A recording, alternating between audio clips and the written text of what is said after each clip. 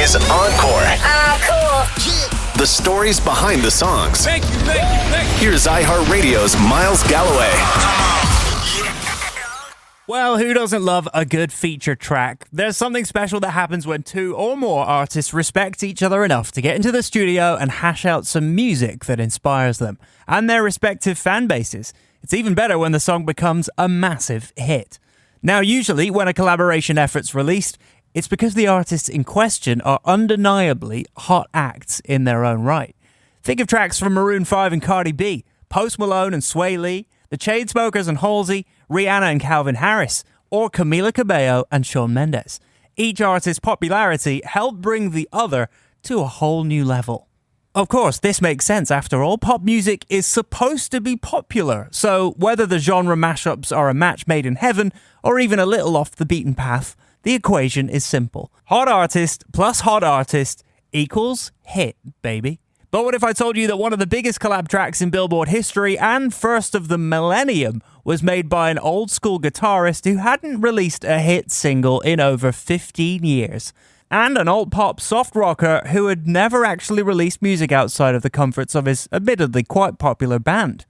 Let's don't forget about it. This is the story of Santana and Rob Thomas' Smooth.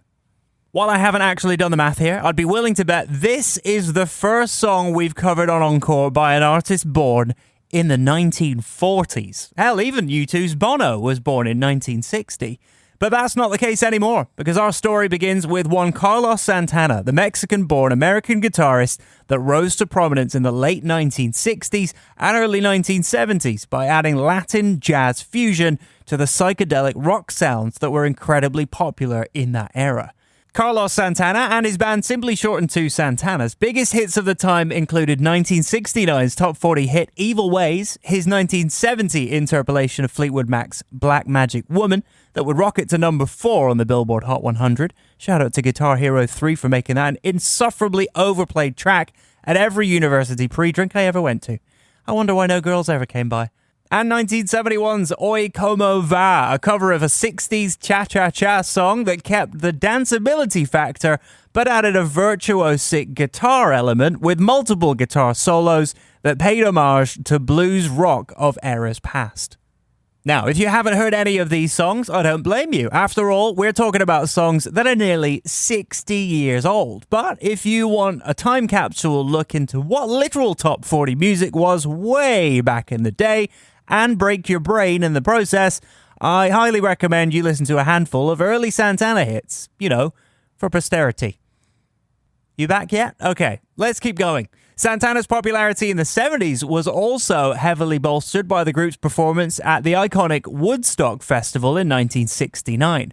Originally not even on the bill, as their debut record hadn't even been released, concert promoter Bill Graham believed in the group and got them a last-minute spot.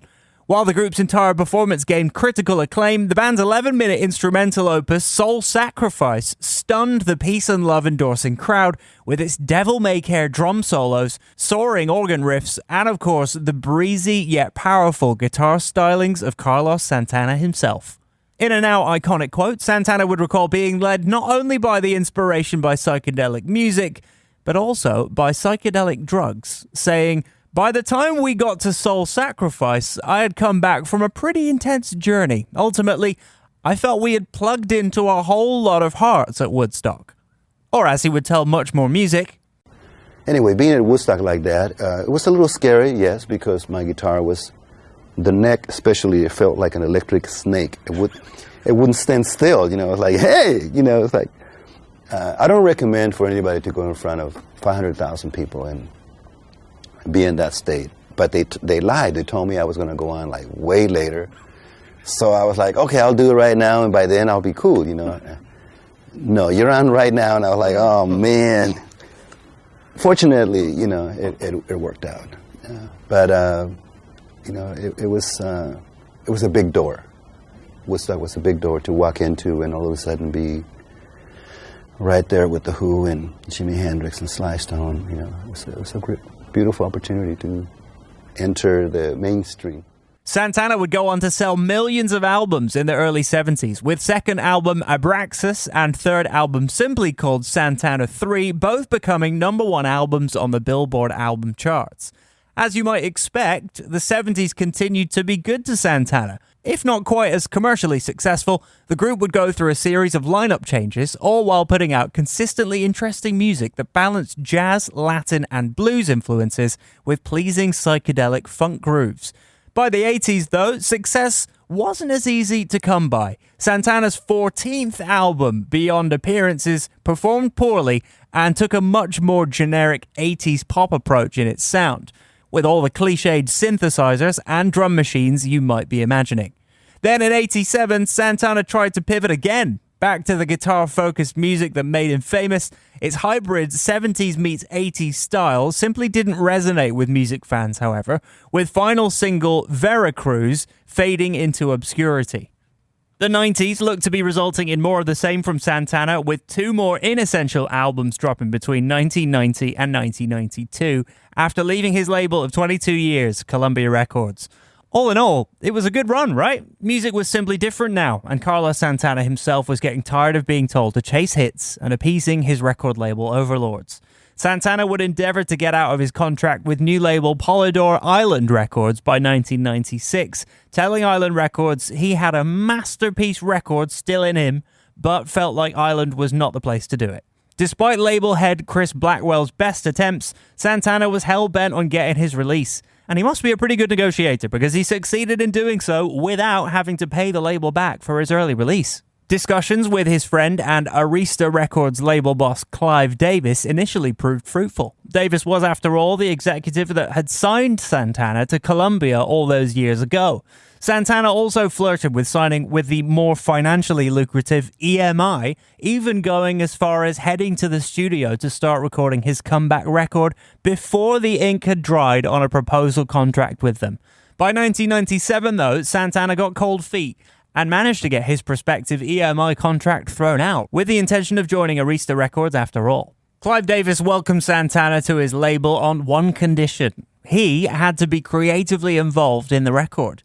Davis would tell Billboard, "Half the record has to be vintage Santana, but we also have to incorporate all of the current contemporary influences Carlos was very much feeling." He said to me, "Can you suggest other musicians that I could work with for the other half of the album that would be a natural extension of what I do?" Of course, for the legendary Clive Davis, who had been crucial in the careers of musicians like Bruce Springsteen, Barry Manilow, Aretha Franklin, and many, many more, a Rolodex of artists to complement Santana's transcendent guitar playing was not going to be an issue. All that was left to do was to find the pieces that fit. Rob Thomas and his band Matchbox 20 were coming off an unexpected wave of success in the late 90s. The group's 1996 debut record, Yourself or Someone Like You, found a major label home in Atlantic Records, but sold a paltry 610 copies in its first week of release. But the group's sound, which I can best describe as a sort of pre-Nickelback light grunge rock for the masses, eventually would catch on like wildfire with the heart-wrenching Bad Guy with a Heart of Gold singles Push and 3 AM. And yes, Push is the infamous Campfire Ken song from 2023's Barbie movie, which, as Pure Country Radio's Shannon Ella found out last summer, was a huge honor for the guys, even if they were kind of being made fun of in the film. Barbie, the movie. Oh. Ryan Gosling starts playing Push, and I'm like, okay, this just became my favorite He's a beautiful movie. man. All right. He is a beautiful man, beautiful Yes. Canadian man. Good voice, too. What did you think about his rendition of Push? Ken, I mean. We knew it was coming because to sign off on the movie, it was Right. like a one sheet that says Okay. they want to use this song and this is how they want to use it. So all I knew was like Greta Gerwig, Margot Robbie, Ryan Gosling, and I was just like, yeah, I don't care. I don't Yeah, care. I'm in. He could wipe himself with my picture after he does it. To celebrate Ryan, the fact yeah, Ryan. Maybe we need to have you guys do like an official performance of it together, I'm with that. right? Yes. I feel the reason why they haven't called me up there is I think they feel like the chemistry and the heat that comes off of me and Ryan together in the same place is going to be too much. too much. It's going to be It too could- much. It could melt faces. Okay, well, I'm Toxic. so It excited. could be toxic. I can barely take this right now. Thomas' deep, verbose, and self-loathing lyrics with distorted guitars and a Southern Florida twang got so popular, in fact, that by February of '99, it 8 times platinum in the US off the back of that very first album alone. Strangely, though, the success of the record didn't exactly make them international superstars. They tell Much. Because, you know, like, we're a band that, like, before anybody ever knew of even the name of our band, everybody knew a lot of our songs. Like, we were, I think, fortunate in that our songs preceded us, like, long before Smooth, you know, like Yourself for Someone Like You would come out. At the end of it, it sold like 13 million records or something like that. Everyone knew the songs. Like, if you could go Matchbox 20, they'd be like, and then you'd hum one of the songs, you know, like Hum, Push, or 3M, and they would go, oh, okay, yeah, I know that band.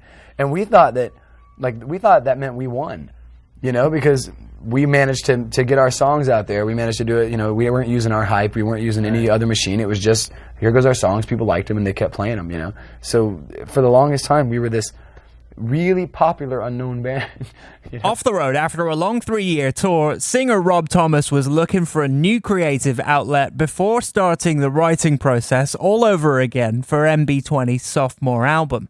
Thomas got the call from Arista's head of A&R, Pete Ganbarg, on behalf of composer Ital Shore, who was essentially an unknown songwriter, but was the kind of avant-garde jazz-funk musician that you could very easily see being a collaborator with a free-spirited artist like Carlos Santana. Shore had actually pre-written and pre-titled the song that would eventually become Smooth as Room 17, which, depending on who you ask, was a song about a musician having a secret rendezvous with groupies in the aforementioned Room 17, or about two passionate ex-lovers reuniting for a secret rendezvous in Room 17. Shore and Ganbarg disagree on its meaning to this very day. The A&R exec saw something in the musicality of the piece, but absolutely hated the lyrical themes and vocal melodies. Through the executive grapevine, Ganbarg had been made aware that Thomas was looking for writing gigs. He told Rolling Stone, I said, Rob Thomas, the guy from Matchbox 20. At that point, Matchbox 20 was really successful, but they were in that vein of Collective Soul and Hootie and the Blowfish and all these bands who were on the radio but were a little faceless. It wasn't like Rob was this household name.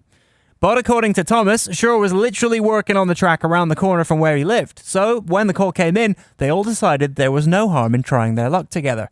He would tell Billboard, I thought what a great chance to work on something for an icon. I had no real expectation for success. Initially, Thomas was under the directive to write some lyrics that weren't about Santana, but should describe what the icon was all about. Thomas would tell Rolling Stone, I think the smooth part came first. I was thinking more about Carlos. I was thinking, you're so smooth, and then you're my rhythm on your radio. Then, as Thomas put it, he had an epiphany. I realized somewhere in the middle of writing that I had this wealth of information because I had this smoking hot Latin girlfriend already. Even though she was from Queens and not Spanish Harlem, everything else was on point, and it ended up being about her. She's heard songs I've written that were about fights we had, and so that was a better version of us, and she liked it. And in case you're wondering, Thomas and his smoking hot girlfriend, Marisol Maldonado, would obviously go on to get married and are still together to this very day. Smooth indeed. After finishing the lyrics for the song, working with Shore to get the now iconic chorus and pre-choruses just right, and singing the scratch vocals to set the vibe, what was born from the writing and demo recording sessions was a Latin-infused cha-cha-cha R&B rocker.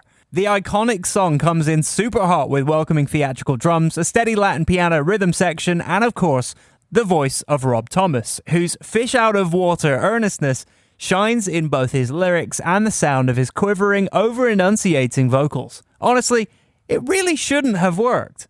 I mean, even just reading the opening lyrics out loud in 2025 feels borderline parody, like, you mean to tell me Rob Thomas is going to sing, My Muñequita, my Spanish Harlem Mona Lisa, you're my reason for reason, the step in my groove. Robert, what groove are we talking about here, sir? Even Ital Shore was skeptical at first, telling Rolling Stone, at one point I said, why do you even know about this, your Mamacita and your Spanish Mona Lisa? He was like, oh, my girlfriend's Puerto Rican. I said, oh, okay, I get it. Magically, the song did work from the very first time you heard, man, it's a hot one. You knew that whatever was about to happen was going to take you on a sweaty, sultry ride.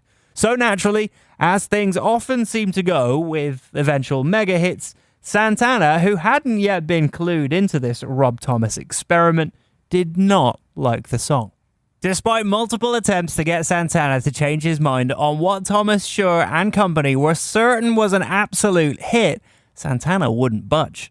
According to Ganbarg, Santana issued the following ultimatum. If Clive personally tells him that in Clive Davis' opinion, this song is a hit, he will agree to record the song. To be fair, all parties involved, Santana and Davis, remember the back and forth a little differently. Davis claims the song was never sent to Santana, as Ganbog often claims he simply played it for him over the phone, and that Carlos always loved the track, but had thought it to be an unnecessary addition to the album. Santana admitted his reservations years later to Rolling Stone. Clive said, "Trust me, this is what I do. You need this song. This is going to be the most important song on the album." And I said, okay, I have no problem deferring to Clive. In any case, what is clear is that regardless of how it all went down, Davis' seal of approval was crucial to Santana. I learned a lot from Mr. Clive Davis, Mr. L.A. Reid, and I only call anybody Mr. when they were doing something of excellent for 25 years at least. Mr. Clive Davis was doing it before I was in it. I was washing dishes when he was already taking care of like Miles Davis, Bob Dylan, Barbra Streisand, Simon and Garfunkel, on and on and on. And that's where I wanted to be. Then Mr. Clive Davis or L.A. Reid, they take him and they shape him, they change the bridge a little bit, change the lyrics so they don't sound too sappy or too this or that, And when crafting songs is like creating glass slippers. Translation, radio-friendly songs. Once you got the right glass slippers, then you call Cinderella or Cinderfella. Santana now essentially on board. Rob Thomas then sat with Davis, his own management, and Pete Ganbog to put together a short list of vocalists who could do his lyrics justice. Remember, he was just the lyricist after all. My first thought was George Michael, Thomas would say. In fact, it was George I had in my head when I recorded the vocals in the first place. If you listen to the melody and the cadence, it's an attempt to emulate his style in so many ways. But in this case, at least for Davis, Ganbog and Shaw, imitation was actually better than flattery, and the team insisted it was Thomas who joined him on the track. But, you guessed it, Santana once again wasn't totally convinced. He hadn't actually met Rob yet, and initially felt that despite writing the song based off of his own personal experiences, Thomas wasn't coming across as authentic enough in the demo he heard, which, as I mentioned earlier, is fair enough, all things considered. After smoothing out contract details with Rob Thomas' competing label, a whole tale in its own right that I will mercifully spare you, and hilariously convincing the rest of Matchbox 20 that Thomas wasn't going off to record a new Livin' La Vida Loca, the stars aligned and the two recording artists were permitted to make their magic. Matchbox 20's producer Matt Serletic was brought in to produce the song, and Carlos, upon meeting and vibing with Rob, had now completely bought in, telling Esquire, "I believe Rob Thomas a little bit, but I didn't believe completely. But something happens when brother Rob Thomas sings at the same time with the Santana band and myself in the same room. All of a sudden, 2 and 2 become 7, instead of 2 and 2 become 4. Thomas, for what it's worth, felt the same way, telling Much More Music. He says these jaw-dropping things. He does, man. That coming out of anyone's mouth would be cheesy, almost. But when he says it, there's like, oh, that's good. It's true, man. It's all the truth. That man is, you drink the Kool-Aid, man, when you're with that guy. You know what I mean? Like, you were in for the ride. It's weird, though, isn't it? You said you just got done talking to him. Yeah. You were interviewing. And I walked away with the same reaction. So people ask, how was it? It's like, it was weird. Like you want to keep going. You just want. Yeah, I always feel like I get schooled. You know what I mean? And like I've been really forfortunate. I mean, we've had a lot. But of times he said the same about you. That's the weird thing. But I mean, that's just him. Okay. You know what I mean? He doesn't mean it. Yeah, I mean, but he does. Like, he's the kind of guy who, I mean, he's Carlos Santana, but he's the kind of guy that's always come to me and he's just like, I'm ready to do anything for you, man, that I can do. He's like, what do you want me to do? He's like, you want me to play guitar in your band? You want me to wash your car, man? Whatever you want to do, man. Let's come on. He's like, let's just do it together. And he's taught me so much about, not as much about music, but about being a musician. You know what I mean? And about like playing music for the right reasons, and Serletic admitted the key to making the track work was to make the song almost sound like a conversation between Santana's guitar and Thomas' voice, saying, generally, the guitar doesn't play when Rob sings, and that was really part of the trick of it. There are 1 or 2 notes where they land together in harmony, and then they get out of each other's way. That was designed into the arrangement of everything. And you can hear it. Despite being cut live, the band and vocals never step on each other's toes. There's a boatload of different melodies, pre-choruses and hooks, and although the song feels very full, it's never overcrowded. Smooth was unanimously chosen as the lead single from Supernatural and was officially released on June 15th, 1999, the same day as the record itself. Even though they were confident that the song was a hit, the label suits were a little worried that radio would prejudge a pop song from the 48-year-old Santana, so they slowly leaked the song in late May, early June to radio, delivering CDs marked Smooth by Mystery Artist. It didn't take long before the cat was out of the bag of who Mystery Artist actually was, but the song simultaneously sounded perfect for radio and nothing like anything on the radio at the time. So program directors across North America quickly began to add the song in heavy rotation across adult contemporary and top 40 radio without hesitation. Smooth was released as a CD single on June 29th, certified gold by mid-September and platinum by early November. By October 23rd, 1999, Smooth was officially a Hot 100 #1 single, spending 12 weeks at the summit, which would also translate into the song being crowned the very first #1 single of the new millennium. It was Santana's first ever #1, after some 30 plus years in the industry. Ital Shaw was shocked, telling Rolling Stone, when it hit #1, I was like, oh my god, I can't believe this is happening. I thought #1 hits were the Backstreet Boys or something. That's the part that blew my mind, because Santana wasn't young to that current generation. I didn't think it was possible. And of course, Smooth was no one-hit wonder. Flanked by a who's who of 90s musicians, Carlos Santana's Supernatural album featured collaborators such as Lauryn Hill, Wyclef Jean, Dave Matthews, Eric Clapton, and many more, including some names that you may not remember as quickly. Does anyone know what Everlast, Eagle Eye Cherry, or the product G&B are up to these days? In a slightly unusual move for the Times, the team reached out to a little website called Amazon.com to host a feature interview with a legendary guitarist and a charity auction for a signed guitar. An email blast was sent out to label distributor BMG's mailing list of the members of their alt music hub bugjuice.com, which would also host clips about the featured players on the album. I wonder if that web domain is available for purchase these days. Supernatural would go on to sell more than 10 million copies in the USA in its first year of release, and 15 million copies by the time dust settled over the next few years. Worldwide, it would sell more than 30 million copies, including 1 million copies here in Canada, which means you may actually have a copy somewhere in storage, whether you know it or not. But don't call it a comeback, Santana would say in a Canadian press conference for Supernatural. Everybody's called the album Supernatural your comeback album. Do you consider it a comeback album? Do you consider your career a comeback? No, I've been doing the same thing since I left my mom in 1966, 67. Which is learning the art of music, communication. I guess people consider it a comeback because they haven't seen me in the mass media thing. But truth to tell, everywhere I go, most of the times it's been sold out even before this album. We haven't sold as many records as this one, but the concerts, most of the times they were sold out. So it's funny to me when people say it's a comeback. It's still a compliment. I'll take it. At the following year's Grammy Awards, Santana, Smooth, and Supernatural would go on to win Record of the Year, Song of the Year, Best Pop Collaboration with Vocals, Best Rock Album, and Album of the Year. He'd also clean up in the Best Pop Performance by a Duo or Group with Vocals for the single Maria Maria, and Best Pop Instrumental Performance for album track El Farol. It didn't stop at pop either. Santana would win Best Rock Performance by a Duo or Group for Put Your Lights On and Best Rock Instrumental Performance for The Calling. He'd even go on to beat himself that night, as Smooth would cruelly steal the spotlight by winning the aforementioned Pop Collab with Vocals award over another Supernatural single, Love of My Life, featuring Dave Matthews. Impressive enough in its own right, I have to add up, until this point, Santana had won precisely 1 Grammy previously. In the 80s, when he was, kind of at his creative low. In any case, following Supernatural's success, the always philosophical Santana explained that while of course he wanted to attract names that people would recognize on his album, to him it was more about the purity of the chemistry and the vibes that would make the songs truly resonate, transcending name value for music that moved the soul. And so if anybody really wants to pay attention, it's not that I work with Rob Thomas or Wyclef. I mean, they're supreme writers.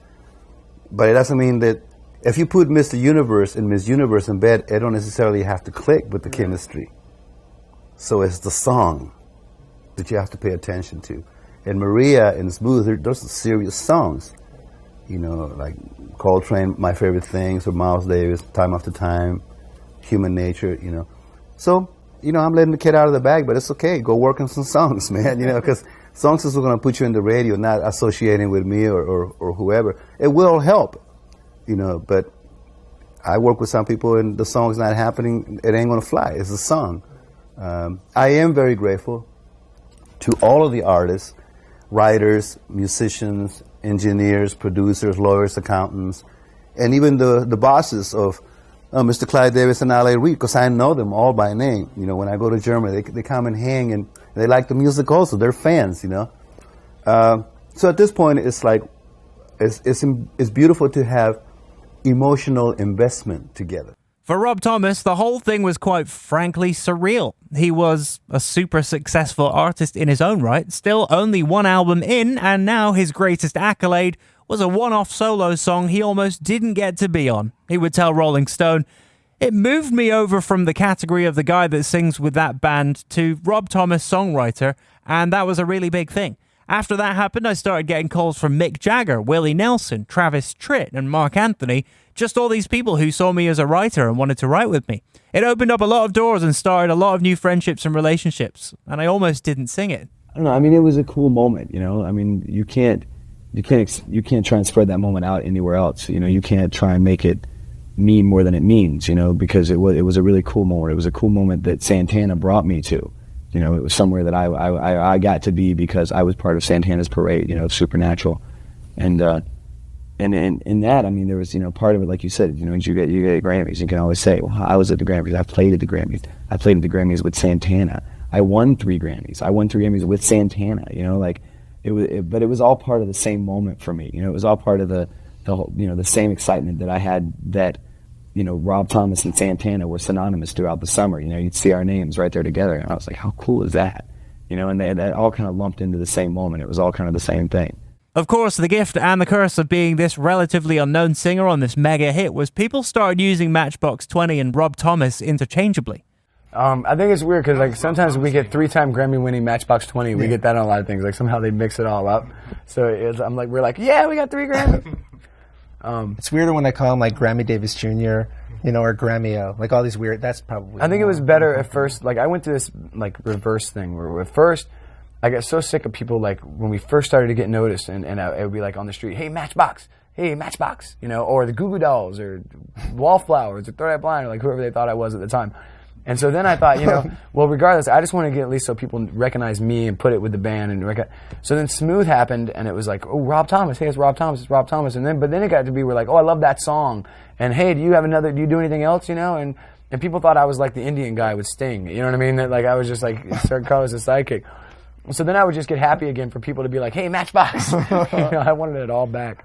Ultimately, the success of Smooth did help Matchbox 20 and Thomas himself. Their follow-up record, Mad Season, was released just about a year after all the Santana fanfare in May of 2000.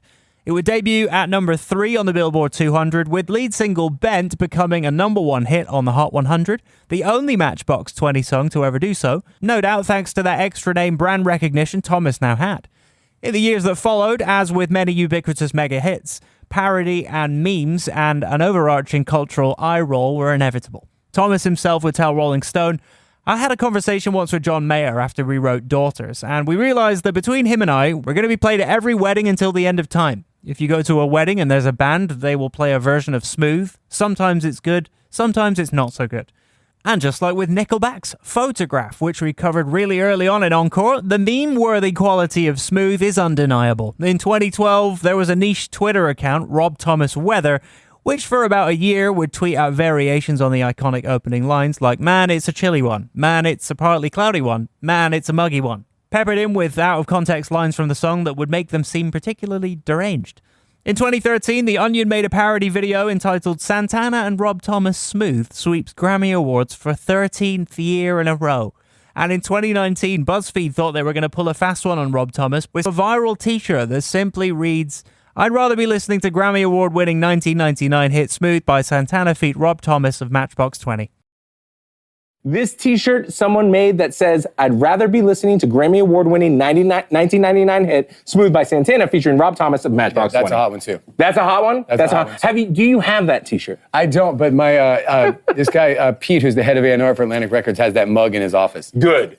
Somebody should get you that t-shirt. I think if you took a photo of yourself in that t-shirt, it would maybe break the internet. I do feel bad for the person that those are the only two options. Like whatever they're doing right now and listening to that song, because you could record that song and listen to it at a later date and maybe do something better and more productive with your time. And that guy Pete with the mug Thomas mentions, none other than Pete Ganbarg from the song's inception. Legend. Ultimately, while Santana still almost exclusively refers to Smooth with flowery language that references all the blessings it's brought him, Rob Thomas is much more irreverent, telling Esquire, even today in all honesty, I'm okay if I never hear that song. When I say that, I love playing it and I love performing it. And I would play it every night, and I have a great joy every time that I do it. But I'm okay if I don't hear it again. Oh, Rob, come on now. We all know that's impossible. I'm Miles Galloway, and that was the story of Santana and Rob Thomas, Smooth. Encore is an iHeartRadio Canada podcast. Subscribe to this podcast on iHeartRadio or wherever you get your podcasts. Download the iHeartRadio app for more great podcasts just like these.